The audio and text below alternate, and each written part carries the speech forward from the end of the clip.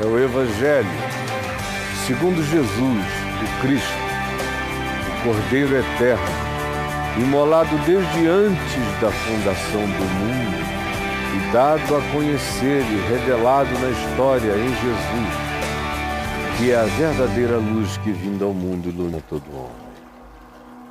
Hoje eu quero ler um texto de Jesus falando com os teólogos e com os religiosos mais rigorosos, mais severos, mais fanáticos, mais narcisistas, que eram os fariseus. Escribas eram os acadêmicos da teologia, da exegese, da hermenêutica, eram os intérpretes, eram os garantidores da impecabilidade do texto. E os fariseus eram os praticantes mais literalistas, mais legalistas, mais exteriorizados possível e caricatos de maneira horrorosamente feia daquilo que eles queriam que todo mundo pensasse que eles eram por dentro, e eles transformaram isso em maquiagem e vestimenta do lado de fora. Segundo, eles achavam que a interioridade santa e justa deveria se expressar, se vestir, se maquiar, como se houvesse tal coisa para Deus. Então Jesus falou às multidões acerca dos escribas, dos doutores em Deus e dos fariseus, dos santos de Deus. E disse: na cadeira de Moisés se assentaram esses acadêmicos de Deus e esses fanáticos de Deus. E então Jesus fez uma advertência.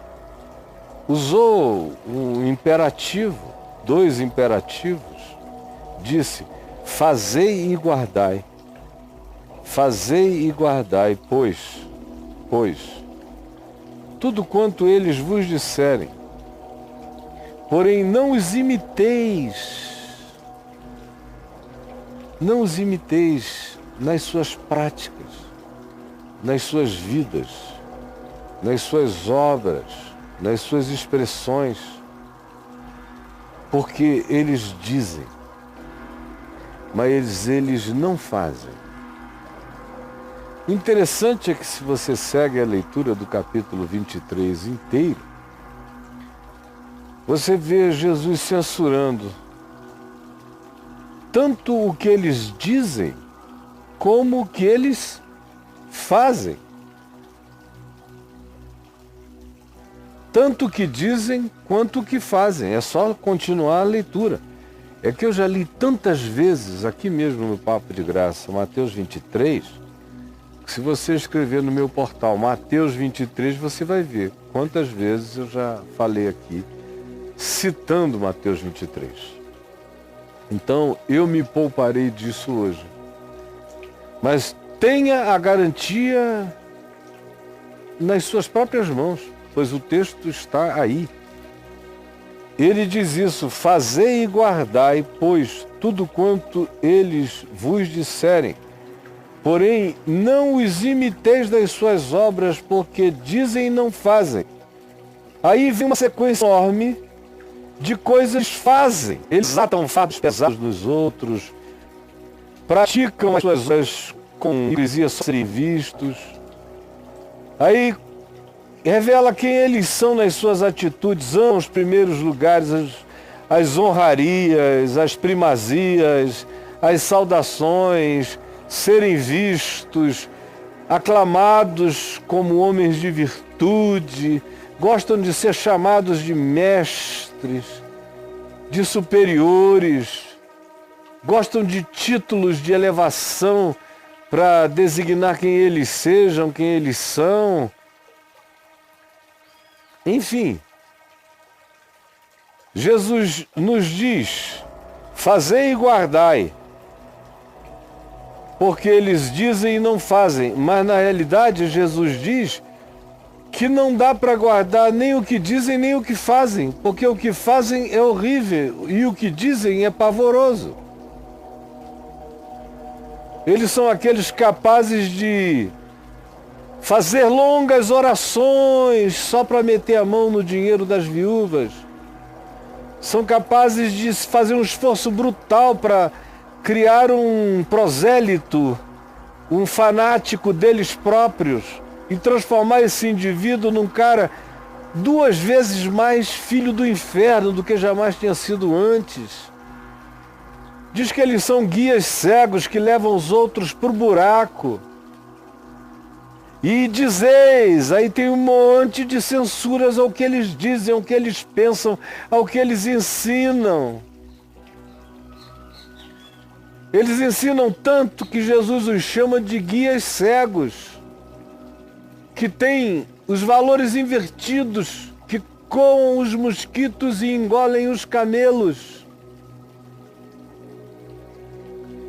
O que eles fazem é hipocrisia, é limpar o exterior e camuflar a sujeira interior. São loucos, não percebem, não se enxergam.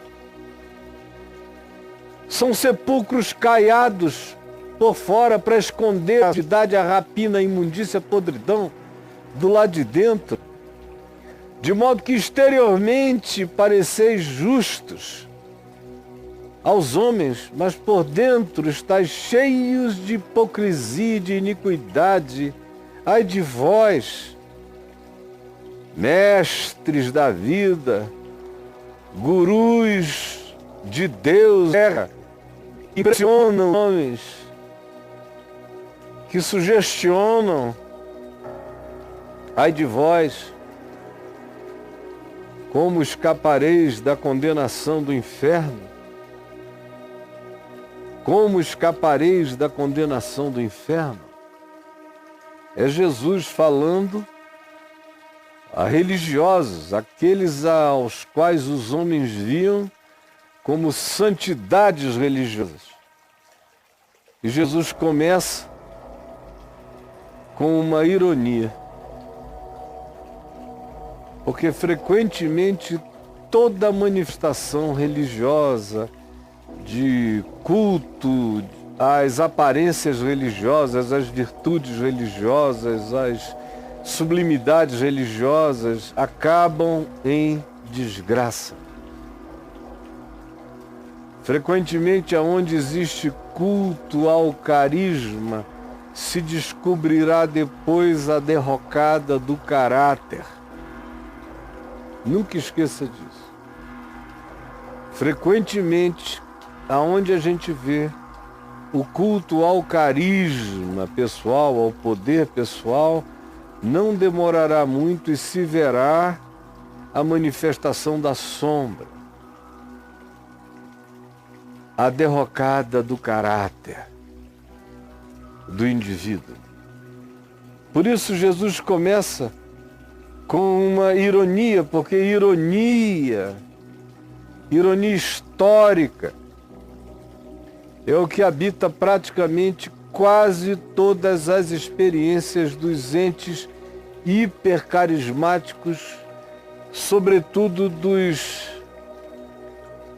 que se colocam na posição de superioridade, como é o caso específico do texto em questão, como também aqueles outros que são venerados por causa dos seus milagres, das suas sobrenaturalidades, da sua aparente vinculação completamente diferenciada com Deus, sobre os quais Jesus também falou. Ele falou de acadêmicos e de fanáticos legalistas e falou também de carismáticos sem caráter. Aqui em Mateus, no capítulo 7, quando ele diz: nem todo que me diz Senhor, Senhor, entrará no reino dos céus. Naquele dia muitos me dirão: Senhor, em teu nome expelimos demônios, em teu nome curamos doentes, em teu nome realizamos milagres, em teu nome profetizamos. Eu, porém, lhes direi explicitamente: eu nunca vos conheci. Apartai-vos de mim, os que praticais a iniquidade. Praticais a iniquidade, apartai-vos de mim. Não adianta dizer e falar e mencionar e envolver o meu nome. E não adianta realizar sobrenaturalidades, paranormalidades, curas de que natureza elas sejam, por indução, por sugestão, troca psíquica, seja o que seja. Isso não faz com que eu conheça vocês. Eu só conheço quem pratica a justiça, a verdade, a equidade, a sinceridade, com humildade de espírito, com pureza de coração, chorando com os que choram, se alegrando com os que se alegram, insatisfeito com as injustiças deste mundo, procurando provocar reconciliação entre os irreconciliados, anunciando a verdade, não buscando glória própria, mesmo sofrendo o sofrimento dos apedrejados, continuam e prosseguem, perseveram, olhando a si mesmo e exultando, sabendo que o dia da redenção vai chegar.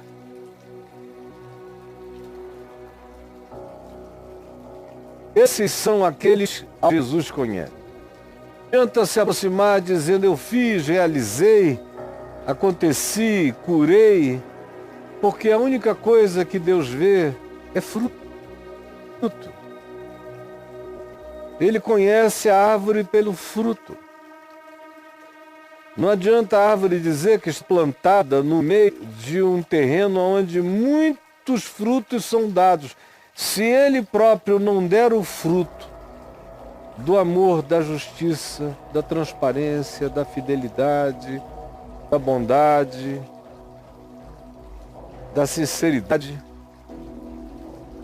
ele pode alegar o que ele queira alegar sobre quem quer que ele queira alegar. A única relação que Deus com ele tem com ele é aquela que Deus tem com ele.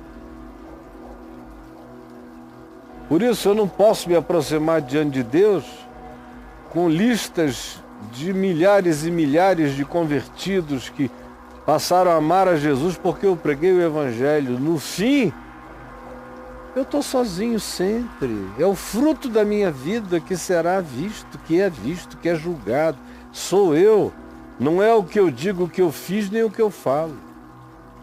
Mesmo que o que eu fale esteja certo, e mesmo que aquilo que aparentemente eu faça esteja correto, eu serei julgado numa instância mais profunda do que eu penso, do que eu sinto, do que eu desejo, do que eu quero.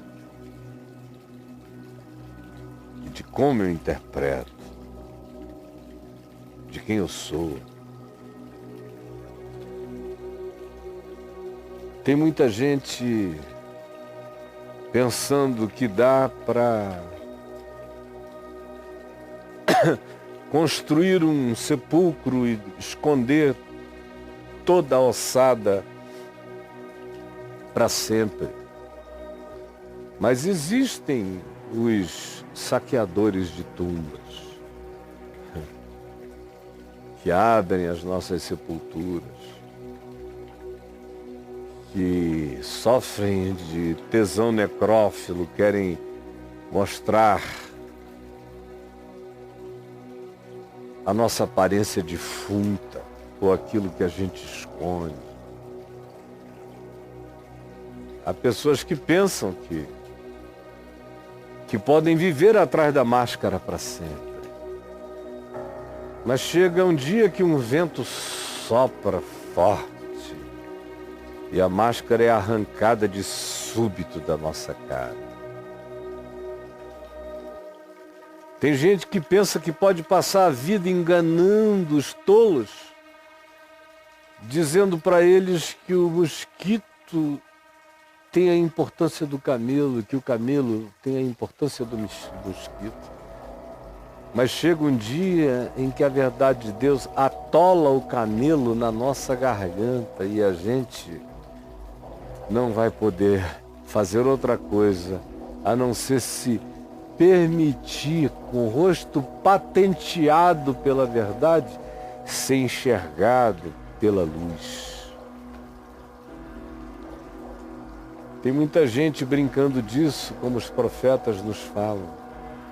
Porque o juízo tarda, eles ficam cínicos e acham que se conseguiram viver 20 anos, 30 anos, 40 anos, 50 anos, sem que ninguém conhecesse os seus enganos, eles conseguiriam prosseguir para sempre. Na maior parte das vezes essas pessoas nem em Deus creem, porque não dá para viver assim, crendo em Deus.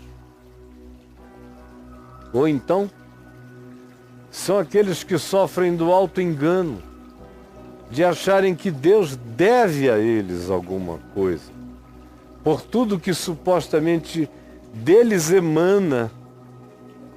E o narcisismo deles é esse, de pensar que deles emana algo e que eles são uns servos entregues ao sacrifício dessa dádiva para atender a tantos e tantos, que como que eles têm um capital acumulado de sombra, de idiosincrasia, de tara,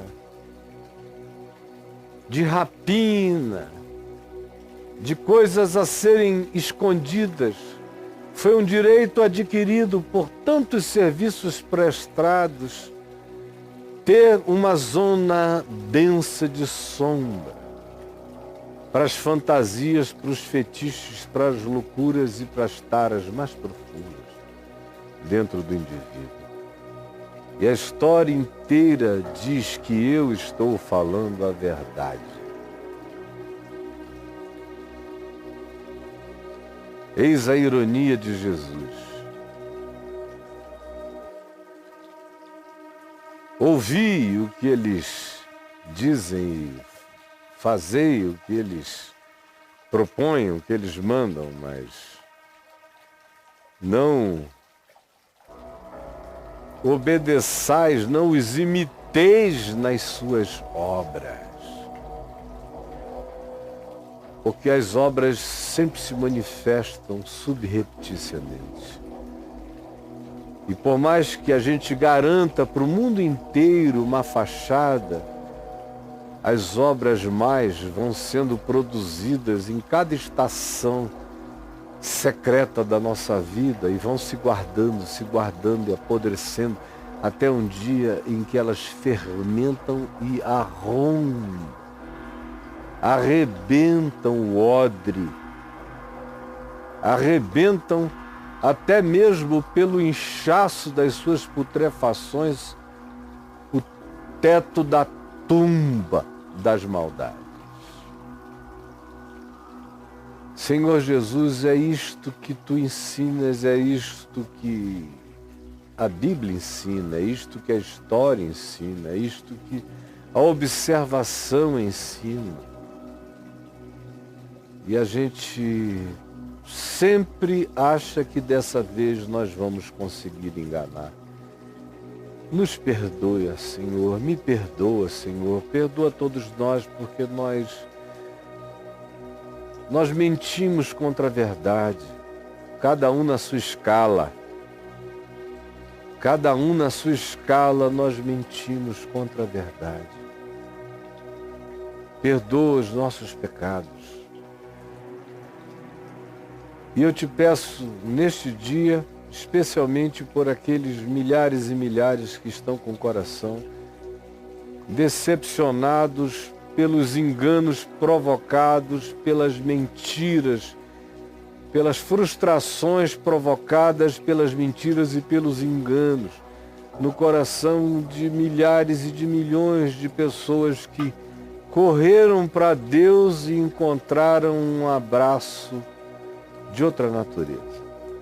Ou exploração, ou abuso, ou avidez por dinheiro, ou utilização e manipulação, ou tudo aquilo que a gente vê desde a fundação do mundo e os homens não aprendem a discernir, sempre voltam e se entregam de novo e se oferecem como ovelhinhas aos mesmos lobos. Por favor, abre o nosso entendimento. É o que eu te peço em nome de Jesus. Amém e amém.